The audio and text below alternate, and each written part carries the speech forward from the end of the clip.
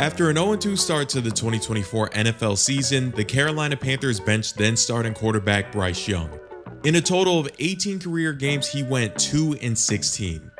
The Panthers promoted 14-year veteran quarterback Andy Dalton to the starting lineup for their Week 3 matchup against the Las Vegas Raiders, and he put on the best performance that any quarterback in the league, let alone the Panthers, has had against the team all season. So where do the Panthers go from here? Are they going to give Bryce Young another shot this season, or are they going to stick with Andy Dalton the rest of the way? 17 months ago, the Panthers selected Bryce Young with the number 1 pick in the 2023 draft. The Panthers were rumored to be interested in CJ Stroud, who ended up going to the Houston Texans at number 2 and led them to the playoffs the same year he was drafted. It's been speculated that Dave Tepper had a lot of influence on the team selecting Bryce Young, but to be fair, he was the majority favorite over Stroud to go first.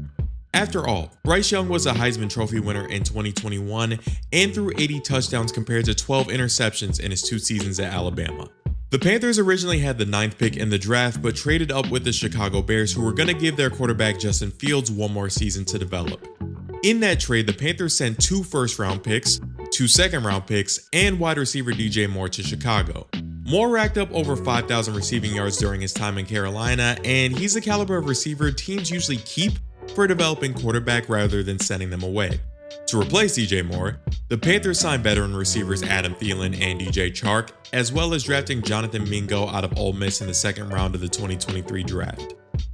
Thielen, to his credit, has been the best of that group, but that's also because he was really the only productive receiver in Carolina last season. Chark only lasted 1 season in Carolina, and while Mingo still has room to develop, his rookie season was underwhelming. The offensive line was a sore spot for Carolina, as Bryce Young got sacked more times than any quarterback besides Sam Howell last season.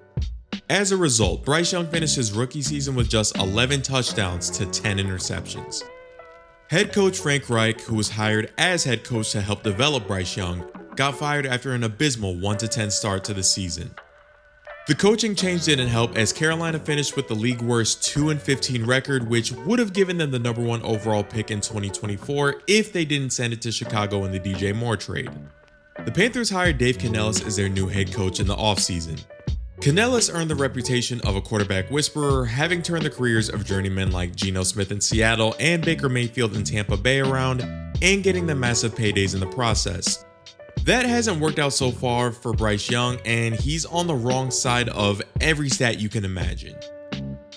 The offensive line has played better, but the losing took its toll on the team as a whole, and it's fair to assume that Bryce Young's confidence at this point is just shattered. Starting Andy Dalton gave the Panthers their first sign of hope since probably the Cam Newton era.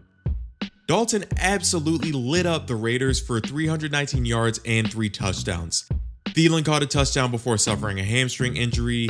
Deontay Johnson, who the Panthers acquired from the Pittsburgh Steelers via trade in the offseason, looked like the number 1 receiver Carolina has been craving, putting up a career-high 122 receiving yards and a touchdown. The run game looked significantly better. The entire offense looked better.